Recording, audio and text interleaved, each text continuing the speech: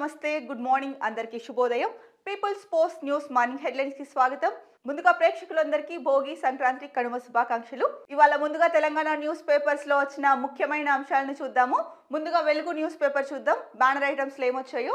వెలుగు news papers లో ప్రధాన బ్యానర్ ఐటమ్ గా పాలకపక్షం ప్రతిపక్షం కలిస్తేనే ప్రభుత్వం, రాష్ట్రాభివృద్ధి కోసం పార్టీలకు అతీతంగా కోట్లాడాలి సీఎం రేవంత్ రెడ్డి. నాకు ఎలాంటి భేషజాలు లేవు, అందరి సలహాలు స్వీకరిస్తా అని రేవంత్ రెడ్డి గారు చెప్తూ ఉన్నారండి. అయితే ఇక్కడ చిత్రంలో మనకి ఇచ్చారు. ఆదివారం హైదరాబాద్ తాజ్ కృష్ణ హోటల్లో విద్యాసాగర్ రావు ఆత్మకథ ఉనిక పుస్తకాన్ని ఆవిష్కరిస్తున్న సీఎం రేవంత్ రెడ్డి, మంత్రి శ్రీధర్ బాబు, కేంద్ర మంత్రి బండి సంజయ్, గవర్నర్ దత్తాత్రేయ హరిబాబు. ఇక్కడ రేవంత్ రెడ్డి ఒక పుస్తకానికి సంబంధించి కూడా కొన్ని మాటలు మాట్లాడారా, చూద్దాం ఒకసారి. నాడు రాజకీయ పార్టీల కన్నా ఉస్మానియా, కాకతీయ యూనివర్సిటీల విద్యార్థులు ముందుండి పోరాటం చేయటంతోనే తెలంగాణ రాష్ట్రం ఏర్పడింది. ఒకప్పుడు విద్యార్థి సంఘాల పోరాటాల వల్లే ప్రజా సమస్యలు పరిష్కారం అయ్యేవి. కానీ మేం అధికారంలోకి వచ్చే నాటికి రాష్ట్రంలో యూనివర్సిటీలు ఉనికి కోల్పోయే స్థితిలోకి చేరాయి. అందుకే యూనివర్సిటీల్లో వైస్ ఛాన్సలర్లను నియమించాం. టీచింగ్, నాన్ టీచింగ్ స్టాఫ్ ను నియమించాలని, వర్సిటీల అభివృద్ధికి కావాల్సిన నిధులు ఇస్తామని వీసీలకు చెప్పాం. యూనివర్సిటీలకు తిరిగి పూర్వ వైభవం తీసుకురావాలి. విద్యార్థి రాజకీయాలను పునరుద్ధరించాలి.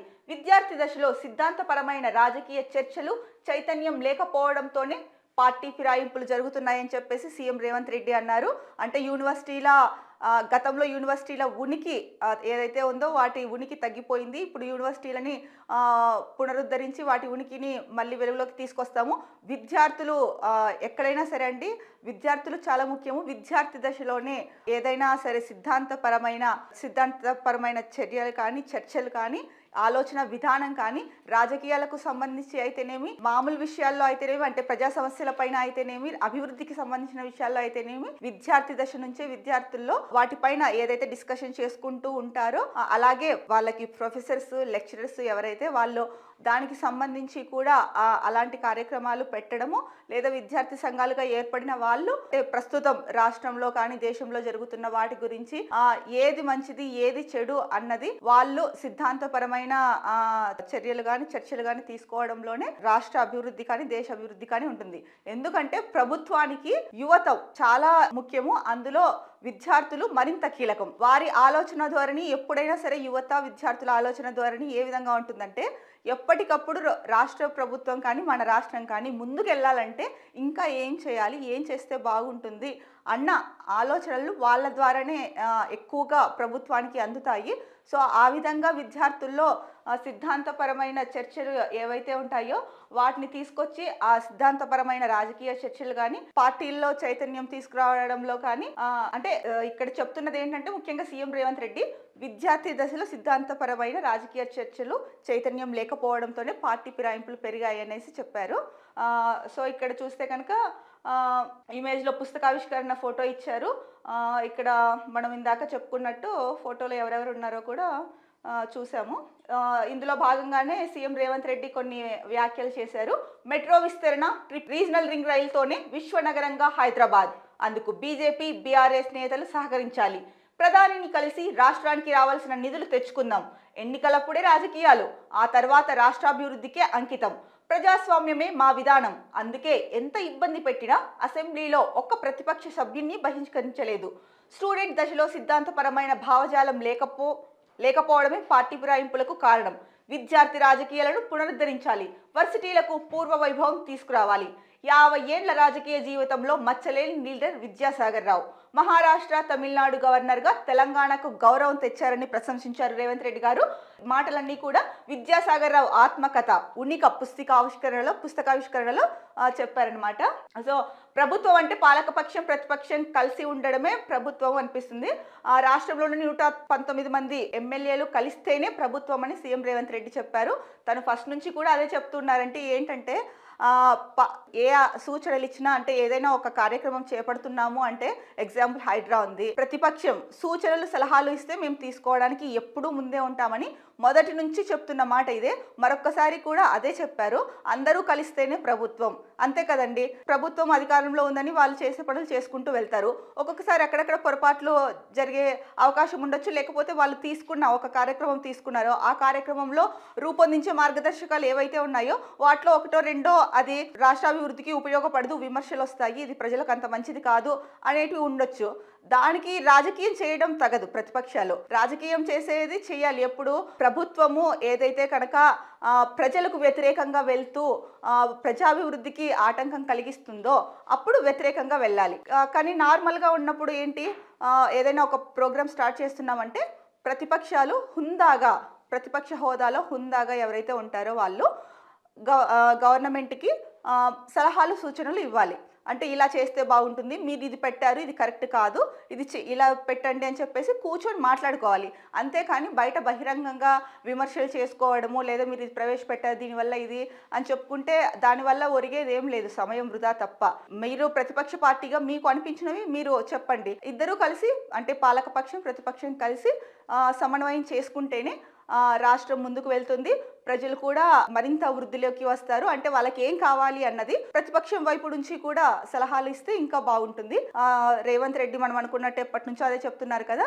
ఇప్పుడు కూడా పుస్తకావిష్కరణ, విద్యాసాగర్ రావు గారి ఆత్మకథ ఉనిక పుస్తకావిష్కరణలో అదే మాట చెప్పారు. ప్రతిపక్ష నేతలు ఎవరైతే ఉన్నారో వాళ్ళు ఇప్పటి నుంచి అయినా సరే బయట రాజకీయ విమర్శలు ఇలా చేయడం మానేసి, అంటే ఏదైనా ఉంటే అవి సెకండరీ అండి. ఫస్ట్ అయితే కనుక పాలకపక్షమైన ప్రతిపక్షమైన రాష్ట్రాభివృద్ధి ప్రజల సంక్షేమం గురించి ఆలోచిస్తుంది కాబట్టి మీ సలహాలు సూచనలు ఏవైతే ఉన్నాయో అవి పాలకపక్షానికి అందించండి. రాజకీయాలు చేయడం అన్న విషయం అది తర్వాత, అది మీ ఒపీనియన్స్ అన్నమాట. ఇంకొక ముఖ్యమైన న్యూస్ చూస్తున్నాము. 4 శాఖల్లో అవినీతి ఆఫీసర్లు. రెవెన్యూ, మున్సిపల్, పోలీస్, రిజిస్ట్రేషన్ శాఖలపై సీఎంఓకు ఫిర్యాదుల వెల్లువ. ఎమ్మెల్యేల నుంచి కూడా కంప్లైంట్స్. సీఎం రేవంత్ రెడ్డికి ఇంటెలిజెన్స్ రిపోర్ట్. ఎంఆర్ఓలు, ఆర్డీఓలు, మరికొందరు అధికారులపై ఇప్పటికే ఎంక్వైరీ మొదలు. లిస్టులో పలువురు ఐఏఎస్, ఐపీఎస్ ఆఫీసర్లు. ఈ 4 శాఖల ఆఫీసర్లపైనే ఎక్కువగా ఏసీబీ కేసులు. ఇది చాలా చాలా సిగ్గుచేటు విషయం అండి. అవినీతి ఆరోపణలు కేసుల్లో ఐఏఎస్, ఐపీఎస్ ఆఫీసర్లు ఉండడం అనేది నిజంగా సిగ్గుపడాల్సిన విషయము, తలదించుకోవాల్సిన అంశం అండి. ఇదేంటో తెలుసండి, స్వయంగా తెలంగాణ రాష్ట్ర సీఎం రేవంత్ రెడ్డి గారే ఇంటెలిజెన్స్ రిపోర్ట్ తెప్పించుకున్నారనమాట. అంటే ప్రభుత్వం ఎలా నడుస్తోంది, ప్రభుత్వంలో అందరూ మంచిగా పని చేస్తున్నారా లేదా, ఏ శాఖలో ఏం జరుగుతోంది అన్నది తను ఒకవైపు ప్రజా సంక్షేమం పైన ఆలోచిస్తూ, రాష్ట్రాభివృద్ధి గురించి ఆలోచిస్తూ, సో ప్రజలకు మరింత మెరుగైన పాలన అందించాలన్న ఉద్దేశంతో, ఎక్కడ లంచాలకి అవినీతికి ఉండకూడదు అన్న ఉద్దేశంతో తనే ఒక సర్వే చేయించి ఇంటెలిజెన్స్ నుంచి రిపోర్ట్ తెప్పించుకున్నారు. ఇలాంటి సీఎంస్ని ఎక్కడైనా చూసారండి మీరు? నేనైతే కనుక ఇలాంటి సీఎంలని అంటే మన తెలుగు రాష్ట్రాల్లో ముఖ్యంగా దేశంలో కూడా నేనైతే వాళ్ళు సపరేట్గా చేయించుకొని, అంటే ఎమ్మెల్యేల పనితీరు ఎలా ఉంది ఏంటి ఇలాంటివి చూశాను. కానీ అవినీతి ఏ శాఖలో ఎక్కడ ఎక్కువ జరుగుతోంది అన్నది ప్రజల నుంచి కంప్లైంట్స్ వస్తే కానీ, లేదా ఏదో ఒక అధికారి నుంచి కంప్లైంట్స్ వస్తే కానీ తీసుకోవడం అయితే చూశాం. కానీ ఇలా సీఎం గారే, రేవంత్ రెడ్డి గారే స్వయంగా సర్వే చేయించి ఇంటెలిజెన్స్ రిపోర్ట్ తీసుకోవడం అనేది గర్వించదగ్గ విషయం నిజంగా చెప్పాలంటే. ఎందుకంటే ఎక్కడ ఎలాంటి పొరపాట్లకు ఉండకూడదు, అవినీతికి అస్సలే ఉండకూడదు అన్నది రేవంత్ రెడ్డి ఉద్దేశం. సో 4 ప్రభుత్వ శాఖల్లో ఎక్కువ మంది ఆఫీసర్లు అవినీతికి పాల్పడుతున్నట్లు ఫిర్యాదులు వెల్లువెత్తుతున్నాయి. కింది స్థాయి నుంచి పై స్థాయి వరకు అధికారులు వసూలు చేస్తున్నట్లు ఆరోపణలు ఉన్నాయి. ఇందులో రెవెన్యూ, స్టాంప్ అండ్ రిజిస్ట్రేషన్లు, మున్సిపల్, పోలీస్ శాఖలు ఉన్నాయి. అవినీతి అధికారుల తీరును కొంతమంది ఎమ్మెల్యేలు సీఎంఓ దృష్టికి తీసుకెళ్లారు. ఏసీబీకి పట్టుబడుతున్న వారిలోనూ ఎక్కువగా ఈ 4 శాఖల ఆఫీసర్లే ఉన్నారు. కొన్నింటిలో ఐఏఎస్, ఐపీఎస్ ఆఫీసర్లు కూడా ఇన్వాల్వ్ అవుతున్నట్లు ఇంటెలిజెన్స్ గుర్తించింది. రెవెన్యూలో ధరణి అప్లికేషన్ల పరిష్కారానికి, మున్సిపాలిటీలు, కార్పొరేషన్లలో బిల్డింగ్లు, లేఅవుట్ల పర్మిషన్లకు, పోలీస్ శాఖలో కేసుల వ్యవహారాల్లో, రిజిస్ట్రేషన్ల శాఖలో భూముల రిజిస్ట్రేషన్లకు ప్రజలు లంచం ఇస్తే గాని పని జరగడం లేదని ప్రభుత్వానికి కంప్లైంట్స్ అందుతున్నాయి. ఏం చెప్తామండి దీని గురించి? అందరూ అంటే ఒక ఐఏఎస్లో, ఐపీఎస్లో, లేదంటే కనుక రెవెన్యూ, మున్సిపల్, పోలీస్, రిజిస్ట్రేషన్ శాఖల్లో ఉన్న వాళ్ళందరూ కూడా మంచిగా చదువుకొని వచ్చి ఆ స్థాయికి వచ్చిన వాళ్ళే, కష్టపడి ఉద్యోగాలు తెచ్చుకున్న వాళ్ళే. అంత మంచి పొజిషన్స్లో ఉండి కూడా మీరే ఇలా చేస్తే ప్రజలకి మీరేం చెప్పదలుచుకున్నారు? మీరు కదా ఆదర్శంగా ఉండాలి. చాలామంది యువత ఇప్పుడు పిఎంలని, సీఎంలని వీళ్ళని ఆదర్శంగా తీసుకోవడం కన్నా కూడా ఐఏఎస్, ఐపీఎస్లని వీళ్ళని ఎక్కువగా ఆదర్శంగా తీసుకుంటున్నారనమాట. ఎందుకంటే సొసైటీ బాగుండాలంటే పోలీస్ వ్యవస్థ, అలాగే సివిల్ సర్వీసెస్ ఐఏఎస్లు ఉంటారో వీళ్ళ చేతుల్లోనే ఉంటుంది. శాంతి భద్రతలు, లా అండ్ ఆర్డర్ కానీ లేదా ఏదైనా కేసులో ఉన్నా కూడా పోలీస్ వ్యవస్థ చూసుకుంటుంది. కలెక్టర్లు ఏం చేస్తారండి, ఏ ఏ శాఖల్లో ఏం జరుగుతుంది అంటే ఎక్కడ ఆ జిల్లాలో ఎక్కడ ఏమీ అవినీతికి స్థానం లేకుండా అవినీతిని కట్టుదిట్టం చేయడానికి చర్యలు తీసుకుంటారు. కానీ ఇక్కడ చూస్తే కనుక కొంతమంది ఆఫీసర్లు, అందరూ కాదు, 4 శాఖల్లో, ముఖ్యమైన 4 శాఖల్లో, ఈ 4 శాఖలు చాలా ఇంపార్టెంట్. రెవెన్యూ అనేది, మున్సిపల్ అనేది, పోలీసు, రిజిస్ట్రేషన్లు 4 ముఖ్యమైన వ్యవస్థలే. ఈ వ్యవస్థల్లోనే ఇలా జరుగుతోంది అంటే కనుక ఇది నిజంగా ఇంతకంటే చెప్పాలంటే కనుక ఇంతకంటే ఇంకొక తీవ్రమైన పరిణామం ఏది ఉండదు. కాకపోతే ఏంటంటే కనుక ఇక్కడ మనం ఆలోచించాల్సింది ఏంటంటే, ఇప్పటికైనా సరే ఎవరైతే ప్రజా ప్రతినిధులు కాకోకుండా ప్రభుత్వంలో భాగమై ఉన్నారో వాళ్ళందరూ, అంటే ప్రజలు ఎలాగో ప్రజలు చేసేది చేస్తూనే ఉంటారు, ప్రభుత్వానికి అండగా ఉంటారు, వాళ్ళకి సహకరిస్తారు. కానీ ప్రభుత్వంలో ఉన్న ప్రతి డిపార్ట్మెంటు కూడా అవినీతికి ఎక్కడ చోటు లేకోకుండా, లంచాలకి చోటు లేకోకుండా చూసుకుంటేనే ప్రజలు కూడా సంతోషంగా ఉంటారు. ఆ పాలనలో రాష్ట్రం మరింత ముందుకెళ్తుంది. ఇప్పుడు పైన సీఎం ఉంటారండి, తర్వాత డిప్యూటీ సీఎం ఉంటారు, మంత్రులు ఉంటారు. వారి శాఖల్ని చూసుకుంటూ ఉంటారు. వాళ్ళకు సంబంధించిన శాఖలు ఏవైతే కేటాయించారో వాటి మీద రివ్యూలు చేయడము, లేదా ఇంకా ఎలా వీటితో ఏం తీసుకురావాలి అంటే ఎటువంటి సంస్కరణలు తీసుకురావాలి, ఇంకా ఎలా ముందుకు తీసుకెళ్ళాలి అన్నది చూస్తారు. అలాంటి దాంట్లో మిమ్మల్ని నమ్మి మీకు ఇది చూసుకోండి అని ఒక బాధ్యత అప్పగించినప్పుడు రెట్టింపు బాధ్యతతో పని చేయాలి. అంతేకాని మాకు అప్పగించేశారు కదా, సో లోపల ఏం చేస్తే ఏముందిలే అని చెప్పేసి ఇలాంటి అవినీతి వాటికి పాల్పడితే కనుక ఇలాగే ఉంటుంది. మీకు తెలియకోకుండా సర్వేలు చేస్తారు, సర్వేలు చేసినప్పుడు బయటపడతారు. మీరు అంతకుముందు మంచిగా పని చేసి ఉండొచ్చు, కానీ ఉపయోగం ఏముంది? సో మీరు రోజులో 10 గంటలు 12 గంటలు పనిచేసి, లేదంటే కనుక మీరు 10 ఏళ్ళ సర్వీస్ ఉందనుకోండి, 9.5 సంవత్సరం మీరు మీ సర్వీస్లో మంచిగా నిజాయితీగా చేసి ఉండి ఒక్క అవినీతి పని చేసినా కూడా మీ 9.5 ఏండ్ల నిజాయితీ మొత్తం కనుమరుగైపోతుంది. అసలు అవినీతి అనేది చాలా పెద్ద తప్పు. అలాంటి వాటిని ఎంకరేజ్ చేయకూడదు, చేయకూడని మీరే ఇలాంటి వాటికి పాల్పడుతున్నారు. సో ఇప్పటికైనా కూడా అందరూ గుర్తుంచుకోండి, ప్రభుత్వంలో ఎవరెవరైతే ఉన్నారో, గవర్నమెంట్ ఆఫీసెస్లో ఎవరైతే ఉద్యోగులు ఉన్నారో, కింది స్థాయి నుంచి పై స్థాయి వరకు ఎవరైతే ఉన్నారో అందరూ కూడా నీతిగా నిజాయితీగా పనిచేయాలనేసి చెప్తున్నాను. నా మనవండి ఇది, పనిచేయాలని. ఎందుకంటే చేసేవాళ్ళు, సిన్సియర్గా చేసేవాళ్ళు చాలామంది ఉన్నారు. అలాగే అవినీతికి పాల్పడుతూ లంచాలకి తీసుకునే వాళ్ళు కూడా చాలామందే ఉన్నారు. సో రేవంత్ రెడ్డి గారు చేసిన ఈ ప్రయత్నము చాలా అభినందనీయము. అంటే ఇంటెలిజెన్స్తో రిపోర్ట్ తెప్పించుకొని ఏ శాఖల్లో ఏం జరుగుతుందో అని చాలా అభినందనీయము. ఇలా ఉంటే కనుక ఎవరైతే అవినీతికి ఇంకొకసారి అవినీతి చేయాలనుకుంటారో వాళ్ళు ఖచ్చితంగా చెయ్యరు. ఆ భయం అనేది వాళ్ళల్లో ఉంటుంది. మరొక ముఖ్యమైన న్యూస్ చూస్తే కనుక, పోడు భూములకు రైతు భరోసా, పంట వేసినా వేయకున్నా సాగుయోగ్యమైన భూములకు ఏటా 12,000 పెట్టుబడి సాయం. గైడ్ లైన్స్ విడుదల చేసిన వ్యవసాయ శాఖ. రాష్ట్ర స్థాయిలో అమలు బాధ్యత అగ్రికల్చర్ డైరెక్టర్కు, ఫిర్యాదుల పరిష్కార బాధ్యత కలెక్టర్లకు అప్పగింత. సాగు యోగ్యం కాని భూములను గుర్తించేందుకు రంగంలోకి field verification teams. Rythu Bharosa గురించి మనం నిన్న కూడా మాట్లాడుకున్నాము. అంటే ఎటువంటి భూములకు రైతు భరోసా ఇస్తారు, అంటే యోగ్యం కాని భూములు ఏవి అన్నది నిన్న మనం చెప్పాము. ఎటువంటి భూములకి రైతు భరోసా రాదు, ఆ యోగ్యం కాని భూములు ఏంటి అన్నది కూడా ఇచ్చారు. అవి కూడా నిన్న మనం డిస్కస్ చేసుకున్నాము. సో దానికి సంబంధించిన మా గైడ్ లైన్స్ విడుదల చేశారు వ్యవసాయ శాఖ. అయితే సాగుయోగ్యం కాని భూములు ఏవైతే ఉన్నాయో దానిని గుర్తించేందుకు ఫీల్డ్ వెరిఫికేషన్స్ టీమ్స్ రెడీ అయిపోయాయి. తర్వాత ఫిర్యాదులు ఏవైనా వస్తే కనుక వాటిని పరిష్కరించే బాధ్యత మాత్రం కలెక్టర్లకు ఇచ్చారు. సో పంట వేసినా వేయకపోయినా కూడా ఆ భూమి సాగు యోగ్యమైనదైతే మాత్రం వాళ్ళకి ఏటా 12,000 రూపాయలు పెట్టుబడికి సహాయం అందిస్తారనమాట.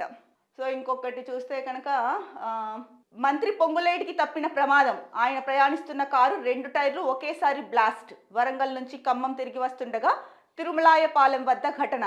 సో ఇంకొక న్యూస్ చూస్తే కనుక, ఇది అంటే మాజీ ఎంపీ మందా జగన్నాథం ఉండేవాళ్ళు కదండి, ఆయన కన్ను మూశారంట. కొన్నాళ్లుగా అనారోగ్యం, నిమ్స్లో చికిత్స పొందుతూ తుది శ్వాస. వరుసగా 4 సార్లు నాగర్ కర్నూలు ఎంపీగా విజయం. ఉద్యమకారుడిగా జగన్నాథం పాత్ర మరువలేనిది. సీఎం గారు చెప్పారు ఈ మాటలు. సో మందా జగన్నాథం గారు, ఇకపై మందా జగన్నాథం గారు మనలో లేరు అనే విషయాన్ని చాలామంది జీర్ణించుకోవాలి. ఇంకొక న్యూస్ పేపర్ చూద్దామండి. తెలంగాణకి సంబంధించి దిశ న్యూస్ పేపర్. దిశ న్యూస్ పేపర్లో ఇవాళ ప్రధాన శీర్షికలో ఏం వచ్చిందో చూద్దాము.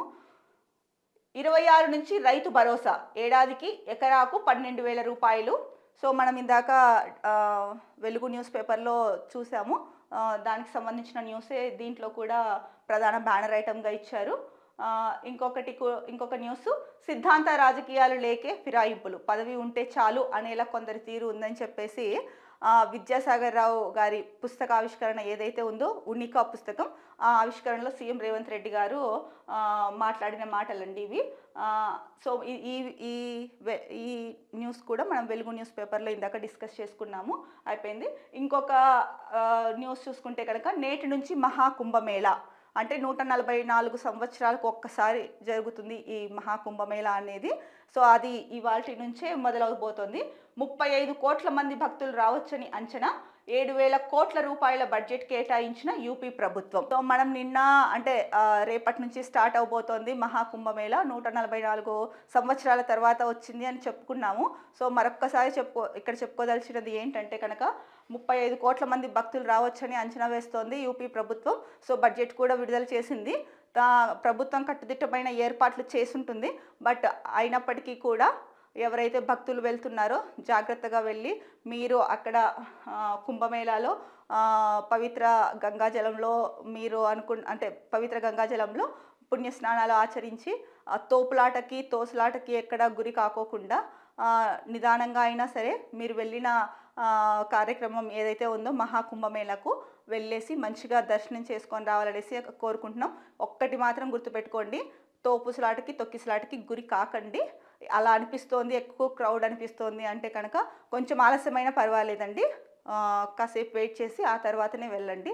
అంతేకాని, ఎందుకంటే ప్రాణం ముఖ్యం, ప్రాణం ఉంటేనే కదండి ఏదైనా చేయగలుగుతాము. ఇంకొకసారి కుంభమేళాకైనా వెళ్ళొచ్చు అదే ప్రాణం ఉంటే కనుక. సో జాగ్రత్తగా వెళ్ళిరండి, ఇది మా మనవి. పీపుల్స్ పోస్ట్ న్యూస్ తరఫున మా మనవి ఏంటంటే కనుక, మీరు జాగ్రత్తగా కుంభమేళాకు వెళ్ళేసి చక్కగా దేవుడి దర్శనం చేసుకొని రావాలనేసి కోరుకుంటున్నాం. ప్రధాన న్యూస్ ఐటమ్ ఇంకొకటి చూసుకుంటే కనుక, గ్రాఫ్ డౌన్, ఎమ్మెల్యేలపై ప్రజల్లో పెరుగుతున్న అసంతృప్తి, సిట్టింగ్ స్థానాల్లో పట్టు కోల్పోతున్న బీజేపీ, కనిపించని ఎన్నికల ముందు జోష్, బీఆర్ఎస్ లీడర్లపైన పెరిగిన నెగిటివిటీ, కేసీఆర్ ఫామ్ హౌస్కే పరిమితం అవడంపై విమర్శలు, 10 మంది కాంగ్రెస్ ఎమ్మెల్యేల పనితీరు పైన 2 మంత్రులు సైతం ఫెయిల్, సీఎం రేవంత్ రెడ్డి సర్వేలో సంచలన విషయాలు. సో ఇక్కడ చూసారండి సీఎం రేవంత్ రెడ్డి గారి విజన్ ఎలా ఉందో. ఒకవైపు అంటే ఏ శాఖల్లో ఏం జరుగుతోంది, ఆఫీసర్లు అందరూ కరెక్ట్గా పని చేస్తున్నారా లేదా, అవినీతికి తావు ఉందా లేదా అని చెప్పేసి అక్కడ ఒక ఇంటెలిజెన్స్ రిపోర్ట్ తెప్పించుకున్నారు. తర్వాత చూస్తే తనే ఒక సర్వే చేయించుకున్నారు. ఒక సర్వే చేయించి ఏంటి ప్రతిపక్షాల మీదే కాదు, వాళ్ళ ఎవరైతే కాంగ్రెస్ గవర్నమెంట్, రేవంత్ రెడ్డి కాంగ్రెస్ గవర్నమెంట్ కదండి, కాంగ్రెస్ పార్టీలో కూడా మంత్రులు కానీ లేకపోతే ఎమ్మెల్యేలు కానీ వాళ్ళ పనితీరు ఎలాగా ఉంది అని చెప్పేసి, ప్రజల్లో ఎలా ప్రభుత్వం పైన ప్రజల నాడి ఎలా ఉంది అని చెప్పేసి చెప్పేసి ఒక సర్వే నిర్వహించారు. దాంట్లో చూసుకుంటే కనుక నిజంగా ఇది ప్రతిపక్షాలకు కూడా ఉపయోగపడే సర్వే. ఒక మాటలో చెప్పాలంటే బీఆర్ఎస్ ఏంటంటే, బీఆర్ఎస్ కేసీఆర్ ఎప్పుడు బయట వచ్చి ఉంటే కనుక, అంటే ఏదో ఒక జోష్ ఉండేది ప్రజల్లో. జోష్ అంటే కనుక అరే మా నాయకుడు బయటకు వచ్చాడు, ఇప్పుడు ప్రతిపక్షానికి అంకితం అయి ఉండొచ్చు, అంకితమైనప్పటికీ కూడా ప్రజల్లో తిరగాల్సిన అవసరం ఉంది. కాకపోతే ఆరోగ్యం బాగలేదు అన్న వార్తలు వచ్చాయి గతంలో, ఆ కారణం చేత తను ఫామ్ హౌస్లోనే ఉంటున్నారేమో తెలియదు. కానీ సరే, ఇంటి నుంచి అయినా అప్పుడప్పుడు ప్రజలందరినీ మాట్లాడిస్తూ ఎలా ఉంది ఏంటి అని చెప్పేసి వాళ్ళ గురించి తెలుసుకొని ఉంటే బాగుండేది. అలాగే బీజేపీ అండి మొన్న జరిగిన ఎన్నికల్లో, పార్లమెంట్ ఎన్నికల్లో 8 స్థానాలను కైవసం చేసుకుంది. కానీ ఆ తర్వాత ఎక్కువగా బీజేపీ నేతలు ఏం చేస్తున్నారు, ప్రెస్ మీట్లు పెట్టి మాత్రమే మాట్లాడిస్తున్నారు. ప్రజల్లోకి వెళ్ళడం కానీ సో అధికార పార్టీ చేస్తున్న కార్యక్రమాలు లేదా ఇంకా మీకేమైనా సమస్యలున్నాయా? ఆ కార్యక్రమాలు మీకు ఉపయోగపడుతున్నాయా లేదా? ఎలాంటివి చేయాలి? ఏంటి? ఇదంతా ఏం లేదు. జస్ట్ ప్రెస్ మీట్లు పెడతారు. అధికార పక్షం పైన ఇంకొక ప్రతిపక్షం, ఇప్పుడు బీజేపీ కూడా ప్రతిపక్షమే, బీఆర్ఎస్ ప్రతిపక్షమే, ఒకరి మీద ఒకరు దుమ్మెత్తి పోసుకోవడం లేదా అధికార పార్టీ మీద నిందలు మోపడము ఏదో ఒకటి చేయడం జరుగుతోంది. సో అందుకనేసి కమలం పైన కూడా బీజేపీ గుర్తు కమలం కాబట్టి కమలం అని అంటున్నాను. కమలం పైన కూడా ప్రజలకి అంటే కమలం పార్టీ ప్రజల విశ్వాసాన్ని కోల్పోయింది.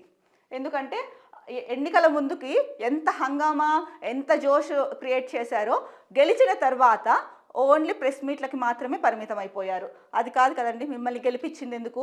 ఎన్నికల ముందు వెళ్తారు, కాళ్ళు చేతులు పట్టుకుంటారు, మీకోసం వచ్చేస్తాం ఇచ్చేస్తామని చెప్పేసి తెగ్గ హామీలు ఇచ్చేస్తారు. కానీ గెలిచిన తర్వాత ఎప్పుడైనా సరే ఆ నియోజకవర్గాలకు వెళ్ళి, మీ ఎంపీ నియోజకవర్గాలకు వెళ్ళి నియోజకవర్గంలో పరిస్థితి ఎలా ఉందనేసి సమీక్షిస్తున్నారా? వాళ్ళ సమస్యలు తెలుసుకుంటున్నారా?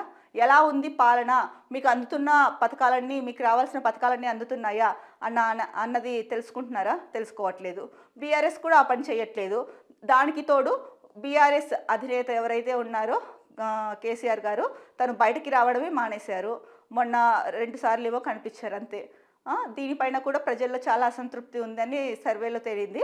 ఇక కాంగ్రెస్ పార్టీ అధికార పార్టీలో కూడా 10 మంది ఎమ్మెల్యేల పైన ప్రజల్లో అసంతృప్తి ఉంది. అలాగే 2 మంత్రులు సైతం ఫెయిల్ అయ్యారని చెప్పేసి ప్రజలు, అంటే వాళ్ళు చేయాల్సిన పనులు సరిగ్గా చేయడం లేదని, లేదంటే ప్రజలు ఏదైనా వాళ్ళ విన్నపాలు కానీ సమస్యలు కానీ చెప్పుకోవడానికి వస్తే వాటిని నిర్లక్ష్యం చేయడం అయి ఉండొచ్చు.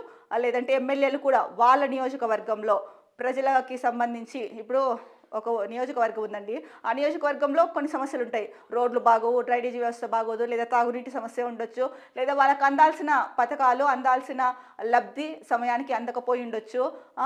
అలాంటి సమస్యలన్నీ ఉంటాయి. మీరు గెలిచిన తర్వాత వదిలేయకూడదు ఎప్పుడు ప్రజలు.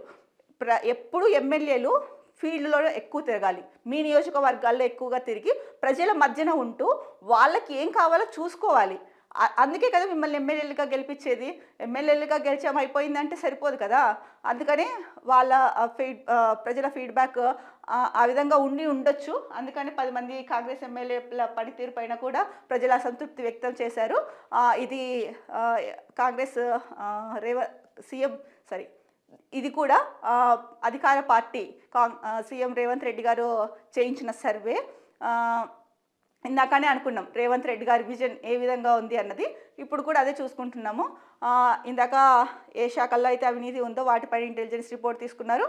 ఇప్పుడు ప్రజల్లో అంటే పాలన మీద ప్రజల నాడి ఎలా ఉంది పార్టీ పైన, అలాగే ప్రతిపక్షాల పైన ఎలాగా ఉందని చెప్పేసి ఒక సర్వే చేయించారు. ఆ సర్వేలో కూడా తెలిసాయి. మరి చూడాలి ఈ 10 మంది ఎమ్మెల్యేల పైన, అలాగే 2 మంత్రుల పైన ఎటువంటి చర్యలు తీసుకుంటారు, అంటే హెచ్చరిస్తారా లేకపోతే ఏం చేస్తారు అన్నది చూడాలి. కానీ ఏదేమైనా కూడా రేవంత్ రెడ్డి అంటే నా పార్టీ వాళ్ళు కదా, మేము అధికారంలో ఉన్నాం కదా అని చెప్పేసి వాళ్ళని బుజ్జగించడాలు, లేకపోతే వాళ్ళకి సమర్థనీయంగా మాట్లాడాలు, వాళ్ళకి వత్తాసు పలకడాలు చేయకోకుండా అందరూ సమానమే అన్న వేలో వెళ్తున్నారు.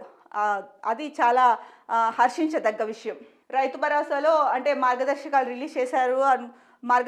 రైతు భరోసాలో మార్గదర్శకాలు రిలీజ్ చేశారని చెప్పేసి ఇందాక అనుకున్నాం కదండి. సో ఆ మార్గదర్శకాల్లో ముఖ్యమైనవి ఏంటంటే, రైతు భరోసా పథకం కింద పెట్టుబడి సహాయం సంవత్సరానికి ఎకరాకు 12,000 రూపాయలు, భూభారతి పోర్టల్లో నమోదైన వ్యవసాయ యోగ్యమైన భూమి విస్తీర్ణం ఆధారంగా పట్టాదారులకు సాయం, వ్యవసాయ యోగ్యం కాని భూములను రైతు భరోసా నుంచి తొలగించాలి, ఆర్ఓఎఫ్ఆర్ పట్టాదారులు కూడా సాయం పొందేందుకు అర్హులు, ఆర్బీఐ నిర్వహించే డీబీటీ పద్ధతిలో సహాయం రైతుల ఖాతాలో జమ చేయాలి. అంటే డీబీటీ అంటే డైరెక్ట్ బెనిఫిట్ ట్రాన్స్ఫర్ అనమాట. నేరుగా రైతుల అకౌంట్లోకి అమౌంట్ జమ అయిపోతుంది. ఇది చాలా డీబీటీ పద్ధతి అనేది చాలా మంచి పద్ధతి అండి. ఎందుకంటే కనుక చేతికి డబ్బులు అందించామనుకోండి, ఒకరి నుంచి ఇంకొకరి నుంచి వెళ్ళి లబ్ధిదారుడికి వెళ్ళేసరికి అది ఎంత అమౌంట్ లబ్ధిదారుడికి చేతికి అందుతుందన్నది తెలియదు. డీబీటీ పథకం ద్వారా ఏంటంటే డైరెక్ట్గా వాళ్ళ ఖాతాల్లోకే అమౌంట్ వెళ్ళిపోతుంది. చాలా ట్రాన్స్పరెంట్గా ఉంటుందన్నమాట. అలాగే ఈ పథకం వ్యవసాయ శాఖ సంచాలకులు తెలంగాణ ప్రభుత్వం అమలు చేస్తుంది. జాతీయ సమాచారం కేంద్రం ఐటీ భాగస్వామిగా బాధ్యతలు నిర్వహిస్తారు. అంటే జాతీయ సమాచార కేంద్రం ఏదైతే ఉందో ఐటీ ఏదైతే ఉందో వాళ్ళు ఈ పథకానికి భాగస్వాములుగా బాధ్యతలు నిర్వహిస్తారని చెప్పేసి రేవంత్ రెడ్డి చెప్తున్నారు. అలాగే కలెక్టర్లు తమ జిల్లాలకు సంబంధించిన పథకం అమలు ఫిర్యాదులు పరిష్కరించేందుకు బాధ్యులుగా ఉంటారు. వ్యవసాయ శాఖ సంచాలకులు పథకం అమలుకు చర్యలు తీసుకోవాలి. ఓకే అండి, ఇది అయిపోయింది. ఇక మరొక ముఖ్యమైనది చూసుకుంటే కనుక ఎడ్యుకేషన్ గురించి. ఇతర రంగాల వారికి వీసీలుగా ఛాన్స్, వర్సిటీల్లో రిక్రూట్మెంట్స్కు న్యూ గైడ్ లైన్స్. కొత్తగా academic performance indicator, effective research output ప్రమాణాలకు ప్రాధాన్యత. ముసాయిదా విడుదల చేసిన యూజీసీ వచ్చే నెల 5 వరకు అభిప్రాయాల సేకరణ. ఫ్యాకల్టీ స్టూడెంట్స్ నుంచి తీవ్ర వ్యతిరేకత. వర్సిటీలో రిక్రూట్మెంట్స్కు యూజీసీ కొత్త మార్గదర్శకాలను రూపొందించింది. ఇందుకు సంబంధించిన ముసాయిదా విడుదల చేసింది. విద్యారంగంతో సంబంధం లేకుండా ఇతర రంగాల్లో అనుభవం ఉన్న వారిని వీసీలుగా నియమించేలా ఇందులో మార్పులు చేసింది. వచ్చే నెల 5వ తేదీ వరకు అభిప్రాయాలను స్వీకరిస్తామని తెలిపింది. కానీ ఫ్యాకల్టీ స్టూడెంట్స్ నుంచి తీవ్ర వ్యతిరేకత వ్యక్తమవుతుంది. భవిష్యత్తులో విద్యను కార్పొరేటీకరించేందుకే ఈ నూతన డ్రాఫ్ట్ అంశాలు దారితీస్తాయని పలువురు విద్యావేత్తలు, రీసెర్చ్ స్కాలర్లు, ప్రొఫెసర్లు విమర్శిస్తున్నారు. అంటే ఇక్కడ వీళ్ళు ఏం చెప్తున్నారండి, యూజీసీ వాళ్ళు విద్యారంగంతో సంబంధం లేకుండా ఇతర రంగాల్లో అనుభవం ఉన్న వారిని కూడా వీసీలుగా నియమించే ఛాన్స్ ఉంది అని చెప్తున్నారు. దీనిపైన స్టూడెంట్స్ అయితేనేమి, విద్యావేత్తలు అయితేనేమి వాళ్ళ నుంచి విమర్శలు వస్తున్నాయి. ఎందుకు అంటే కనుక ఇప్పుడు అంటే విద్యారంగంలో కాకుండా ఇతర రంగాల్లో అనుభవం ఉన్న వాళ్ళని తీసుకొచ్చి వీసీలుగా పెడితే అది కొంచెం అంటే విద్యా వ్యవస్థ అంటే ఆ యూనివర్సిటీ అంత పటిష్ట భద్రత ఉండదు కదండి. అంటే పటిష్ట భద్రత కాదు, పటిష్టంగా ఆ ఎడ్యుకేషన్ సిస్టమ్ అనేది ఉండదు యూనివర్సిటీల్లో. దాని గురించి అంటే ఆ అంశం పైనే వీళ్ళు కూడా ఎవరైతే విద్యావేత్తలు, రీసెర్చ్ స్కాలర్స్, ప్రొఫెసర్స్, స్టూడెంట్స్ ఉన్నారో వీళ్ళ నుంచి వ్యతిరేకత ఉండొచ్చు. ఇప్పుడు ఎందుకంటే అంటే విద్యకు సంబంధించిన విద్యారంగానికి సంబంధించిన వాళ్ళు కాకుండా విద్యారంగానికి సంబంధం లేని వాళ్ళని కూడా వీసీలుగా ఎందుకు నియమించాలనుకుంటున్నారు? దానికి స్పష్టమైన కారణం అయితే ఇక్కడ చెప్పలేదు. కానీ విద్యారంగం ఏదైతే ఉందో అంటే యూనివర్సిటీస్ గురించి మాట్లాడుకుంటున్నాం మనము. యూజీసీ వీసీలుగా ఎప్పుడైనా కూడా విద్యారంగంకి సంబంధించిన వాళ్ళు ఉంటేనే ఆ విద్యా వ్యవస్థ, ఆ యూనివర్సిటీ మరింత బలోపేతంగా ఉంటుంది. అంటే చదువు పరంగా అయితేనేమి, ఇతరత్ర కార్యక్రమాలు అయితేనేమి, అంటే అదర్ కల్చరల్ యాక్టివిటీస్ కానీ ఇలాంటివన్నీ ఉంటాయి కదా, ఫెస్ట్స్ అని, లేకపోతే ఇంకొక యూనివర్సిటీతో సాంస్కృతిక కార్యక్రమాలు కానీ, లేకపోతే ఇంకో యూనివర్సిటీతో ఇలాంటి ఎడ్యుకేషన్స్ ఫెయిర్ పెట్టుకోవడం కానీ ఇలాంటివన్నీ కూడా బాగుంటాయి. మీరు అంటే విద్యారంగం కానీ వారిని కూడా వీసీలుగా నియమిస్తామంటున్నారు. మరి దానికి సరైన రీజన్ అయితే మీరు చెప్పలేదు. అయితే ఇది అంటే యూనివర్సిటీలను కూడా కార్పొరేటీకరించేందుకే ఈ ప్రయత్నం చేస్తున్నారని చెప్పేసి ముఖ్యంగా విద్యార్థులు, ప్రొఫెసర్స్, విద్యావేత్తల నుంచి విమర్శలు వెల్లువెత్తుతున్నాయి. మరి యూజీసీ వీటన్నింటినీ పరిగణలోనికి తీసుకొని ఆలోచిస్తుందో లేదో వేచి చూడాలి. ఇంకొక ప్రధాన న్యూస్, స్థానిక ఎన్నికల్లో క్లీన్ స్వీప్. ఆ టార్గెట్తో పాలమూరులో విజయం సాధించాలి. జిల్లా అభివృద్ధికి 1,00,000 కోట్ల రూపాయలు. 10 ఏళ్లలో 1 ఎకరాకు నీరివ్వని బీఆర్ఎస్. డిప్యూటీ సీఎం బట్టి విక్రమార్క నాగర్ కర్నూల్లో పలు అభివృద్ధి పనులకు శంకుస్థాపన చేశారు. ఏంటంటే స్థానిక ఎలక్షన్స్లో పాలమూరు జిల్లాలో కాంగ్రెస్ క్లీన్ స్వీప్ చేయాలని డిప్యూటీ సీఎం బట్టి విక్రమార్క నాయకులకు, కార్యకర్తలకు పిలుపునిచ్చారు. ఆ సందర్భంగానే ఇక్కడ బట్టి విక్రమార్క మాట్లాడుతున్న ఫోటోని ఏదైతే ఉందో అది వేశారు.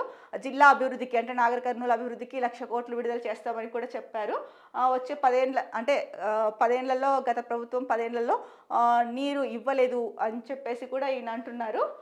ఎవరైతే మన అంటే డిప్యూటీ సీఎం ఉన్నారో తను చూడాలి మరి స్థానిక ఎన్నికల్లో క్లీన్ స్వీప్ టార్గెట్ దిశగా కార్యకర్తలకైతే కనుక వాళ్ళల్లో అజోష్ను నింపేందుకు డిప్యూటీ సీఎం బాగానే కృషి చేస్తున్నారు. మరి ఏం జరుగుతుందో మనకి ఆ ఎలక్షన్స్ అయిపోయి రిజల్ట్స్ వస్తే కానీ తెలియదు. ఇంకొక న్యూస్ అండి. నగరంలో భోగి సంబరాలు మొదలైపోయాయి. రాష్ట్ర రాజధాని నగరంలో భోగి సంబరాలను ఆదివారం రాత్రి నుంచే ఘనంగా జరుపుకుంటున్నారు. కాలనీల్లో భోగి మంటలను వేసుకున్నారు. మహిళలు, యువత గుమిగూడి పాటలు పాడారు. భోగి భాగ్యాలు కలిగించాలని, ఏడాదంతా సుఖశాంతులతో ఉండాలని కోరుకున్నారు.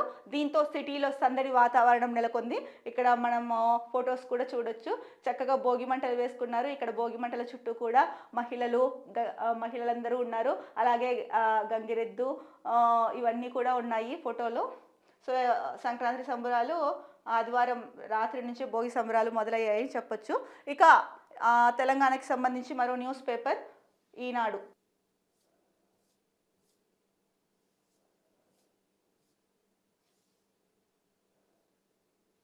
ఈనాడు న్యూస్ పేపర్లో ప్రధాన శీర్షిక బ్యానర్ శీర్షిక మహాసంరంభం.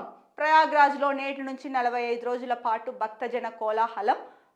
ఇందాక మనం మాట్లాడుకున్నాం కదండి, ప్రయాగ్రాజ్ ఉత్తరప్రదేశ్లో జరగబోతోంది మహాకుంభమేళ.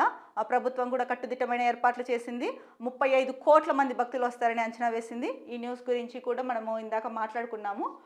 తర్వాత ఇది కూడా, అందరూ సహకరించండి, ప్రపంచంతో పోటీ పడదాం. కేంద్ర మంత్రులు, భాజపా నేతలు తోడ్పడాలి, యూనివర్సిటీలకు పూర్వ వైభవం. అంటే విద్యాసాగర్ గారు పుస్తకం ఏదైతే ఉనిక రాశారో దాని గురించి న్యూస్ ఇచ్చారు. ఈ న్యూస్ గురించి కూడా మనము చదువుకున్నాము. ఇంకొక న్యూస్ ఏంటంటే పోడు పట్టాదారులకు రైతు భరోసా. అంటే రైతు భరోసా ఎవరెవరికి వర్తిస్తుంది, ఎవరికి వర్తించదు అన్న దానిపైన కూడా సీఎం గారు ఎవరిని నియమించారు అన్నది, అలాగే సాగు యోగ్యం కాని భూములు ఏవి అన్నది, వాటి గురించి మార్గదర్శకాలు విడుదల చేశారని చెప్పేసి మనం ఇందాక న్యూస్లో చూసుకున్న పేపర్స్లో. ఇంకొక న్యూస్ చూస్తే కనుక, రోడ్లన్నీ హైదరాబాద్ రోడ్లు ఖాళీగా కనిపిస్తున్నాయి. దానికి సంబంధించిన ఒక న్యూస్ ఇచ్చారు. ఊరెళ్ళిపోయారు మామ అంటే సంక్రాంతి పండుగకి నగరవాసులు మొత్తం పల్లెలకు తరలిపోయారు. సో ఎక్కడ చూసినా హైదరాబాద్లో మహానగరం బోసిపోయి కనిపిస్తోందండి. దానికి సంబంధించి ఇచ్చారు. ఊరెళ్ళిపోతా మామ అంటూ నగరవాసులంతా సంక్రాంతికి పల్లెబాట పట్టారు. పండుగ కోసం శుక్ర, శని, ఆదివారాల్లో లక్షల మంది స్వగ్రామాలకు వెళ్లడంతో హైదరాబాద్లోని అనేక ప్రాంతాలు నిర్మానుష్యంగా కనిపిస్తున్నాయి. ఈ ఫోటో ఇక్కడ ఏదైతే వీళ్ళు ఫోటో ఇచ్చారో ఇది హైదరాబాద్ లిబర్టీ కూడలిలో ఆదివారం మధ్యాహ్నం కనిపించిన దృశ్యం అని చెప్పేసి. సో మనకి తెలిసిందే, సంక్రాంతి, దసరా, సమ్మర్ హాలిడేస్కి హైదరాబాద్ సిటీ ఎప్పుడు కూడా అంటే ఖాళీ అయిపోతుంది. ఒక రకంగా చెప్పాలంటే ఇక్కడ ఎవరైతే హైదరాబాద్లో ఉంటున్నారో, అంటే మళ్ళీ దీన్ని మీరు నెగిటివ్గా తీసుకోకండి, హైదరాబాద్లో ఎవరైతే ఉంటున్నారో అందరూ ఊర్లోకి వెళ్ళిపోయి పండుగలకి, వాళ్ళు ఏదైనా ప్లాన్ చేసుకుంటే కనుక ఈ 3 డేస్లో ఫెస్టివల్లో అంటే ట్రాఫిక్లో చిక్కుకుపోకుండా వెళ్ళి ప్రశాంతంగా ఎంజాయ్ చేసి రావచ్చు. ఒక ముఖ్యమైన స్పోర్ట్స్కి సంబంధించి ఒక ముఖ్యమైన న్యూస్ చూస్తే కనుక, ఐరా 346 అండర్ 19లో రికార్డు ట్రిపుల్. 14 ఏళ్ల ముంబై అమ్మాయి ఐరా జాదవ్ 346 పరుగులు తీసింది. అది కూడా నాట్అవుట్గా నిలిచింది. 157 బంతుల్లో అంటే 42 ఫోర్లు బాదిందండి, 16 సిక్స్లు కొట్టింది. ఈమె అంటే 346 పరుగులతో సంచలనం సృష్టించింది. మెరుపు ట్రిపుల్ సెంచరీ బాది రికార్డులకు ఎక్కింది. అండర్ 19 మహిళల వన్డే ట్రోఫీలో మేఘాలయపై ఆమె ఈ విధ్వంసక ఇన్నింగ్స్ ఆడింది. ఐరా, కంగ్రాచులేషన్స్ ఐరా. నిజంగా చెప్పాలంటే మహిళలు ఎందులోనూ తీసిపోరు, ఎందులోనూ కాదు, ఇంకా మహిళలే అన్నింట్లోనూ ముందుంటారు అని చెప్పుకోవడానికి ఇక్కడ మనం చూస్తున్న ఈ న్యూస్ మరొకసారి నిదర్శనం అందరికీ. అండర్ 19 మహిళల ట్రోఫీలో 346 పరుగులు చేయడమే కాకుండా నాట్అవుట్గా నిలిచింది. సో ఇంత చిన్న వయసులోనే ఇంత బాగా క్రీడారంగంలో అంటే క్రికెట్లో రాణిస్తోంది. దీనిపైన తనకున్న అంటే ఎంత ఆసక్తి ఉంటే కనుక క్రికెట్ మీద తను అంత చక్కగా ఆడి 346 అంటే అది మామూలు విషయం కాదండి. 346 పరుగులు చేయడం మామూలు విషయం కాదు, అందులోనూ నాట్అవుట్గా నిలిచింది. ఇది నిజంగా మహిళలందరికీ, ఎవరైతే పేరెంట్స్ ఉన్నారో మీ పిల్లలకి ఏ స్పోర్ట్స్ అయితే లేదా ఏ రంగంలో అయితే ఇంట్రెస్ట్ ఉందో, ఎడ్యుకేషన్ ఒకటే కాకుండా ఏ రంగంలో అయితే ఇంట్రెస్ట్ ఉందో వాటిలో వాళ్ళని ప్రోత్సహించండి. వాళ్ళు కూడా ఎందుకంటే ఇష్టమైనది ఏదైనా సరే ఎంత కష్టమైనా సరే చేస్తారు. కాబట్టి ఇదే చేయాలి, మీరు అదే చేయాలి అని ఆంక్షలు పెట్టకుండా చదువు కొనసాగుతూ ఉంటుంది. వాళ్ళకి ఇష్టమైన రంగం ఏదైతే ఉంటుందో దాంట్లో కూడా వాళ్ళకి మీరే తల్లిదండ్రులుగా మీరే కదా చేతనివ్వాలి. ఫస్ట్ వాళ్ళని ఎంకరేజ్ చేయండి, వాళ్ళు కూడా అద్భుతాలు సృష్టిస్తారు. నుంచి మరో న్యూస్ పేపర్ చూసుకుంటే నమస్తే తెలంగాణలో ఏం న్యూస్ ఇచ్చారో చూద్దామండి. కౌలు రైతులకేది భరోసా? కౌలు రైతులకు ఇచ్చిన మాట తప్పిన సీఎం రేవంత్, వారికి కూడా రైతు భరోసా ఇస్తామని నాడు హామీ. ఎన్నికల ముందు స్వయంగా లేఖ రాసిన రేవంత్, కౌలు రైతుల ఊసులేని రైతు భరోసా మార్గదర్శకాలు. 23 లక్షల మంది కౌలు రైతులకు కాంగ్రెస్ డోకా, ఎన్నికలప్పుడు వాడుకొని వదిలేశారనే విమర్శలు. సో కౌలు రైతులకి రైతు భరోసా ఇవ్వడం లేదు, మార్గదర్శకాల్లో కూడా ఆ విషయం గురించి ప్రస్తావించలేదు అని చెప్పేసి ప్రధానంగా ఇక్కడ బీఆర్ఎస్ పార్టీ ఆరోపణలు చేస్తున్నారండి. మరి పూర్తి మార్గదర్శకాలు అయితే కనుక అందులో పూర్తి మార్గదర్శకాలు రిలీజ్ చేసిన తర్వాత మరి ఎందుకు కౌలు రైతులకు ఇవ్వలేదు అన్నది, దానికి సంబంధించి ఏదైనా కారణం ఉందా అన్నది మనం చూడాల్సి ఉంది. సో కౌలు రైతులకి కూడా రైతు భరోసా ఏదైతే రేవంత్ రెడ్డి గారు ఎన్నికలకు ముందు చెప్పారో ఆ మాటని నిలబెట్టుకోవాల్సిన అవసరం ఉంది. సో దీనిపైన కూడా సీఎం గారు అంటే కౌలు రైతుల గురించి కూడా సీఎం గారు ఆలోచించాలి. వాళ్లకు అంటే రైతు భరోసా ఇవ్వకపోవడానికి కారణం ఏంటో కూడా మీరు చెప్పాల్సిన బాధ్యత అయితే ఉంది. దీనిపైన మీరు ఒక్కసారి దృష్టి కేంద్రీకరించి అందరికీ ఉన్న డౌట్లని క్లియర్ చేసి, అలాగే రైతులకి కూడా, కౌలు రైతులు ఎవరైతే ఉన్నారో వాళ్ళు కూడా బాధపడకుండా, ఇబ్బంది పడకుండా సరైన నిర్ణయం తీసుకొని ఎందుకు ఇవ్వట్లేదు అన్నది వాళ్ళకి క్లియర్గా ఎక్స్ప్లెయిన్ చేస్తే బాగుంటుంది. కౌలు రైతులకు కూడా మీరు యాడ్ చేసుకొని వాళ్ళకు కూడా ఇస్తే బాగుంటుంది.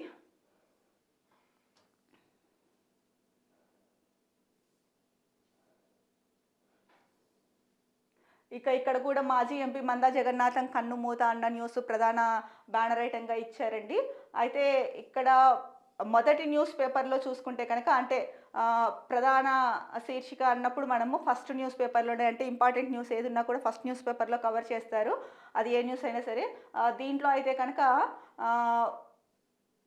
యూజీసీ కొత్త నిబంధనల్ని తీసుకొస్తోందన్న న్యూస్ కానీ, లేకపోతే ఉనిక పుస్తకం ఎవరైతే మన విద్యాసాగర్ గారు రచించారో ఆ పుస్తకావిష్కరణ కానీ అదేమీ లేదు. అంతేకాకుండా సీఎం గారు పాలకపక్షం ప్రతిపక్షం కలిసి పనిచేస్తేనే ముందుకు వెళ్తాము అని చెప్పారు. అది చాలా ముఖ్యమైన విషయమే కదండి. దాన్ని కూడా నమస్తే తెలంగాణలో ఇవ్వలేదు ముందు పేజీలో. మరి ఎందుకు ఇవ్వలేదు అన్నది వాళ్ళకే తెలుసు, ప్రజలకు కూడా తెలుసు. ఇది ఇవాల్టి తెలంగాణకు సంబంధించిన మార్నింగ్ హెడ్లైన్స్. రేపటి న్యూస్ అనాలిసిస్లో మళ్ళీ కలుద్దాం. అంతవరకు సెలవు, నమస్కారం. Be happy, stay strong, stay healthy.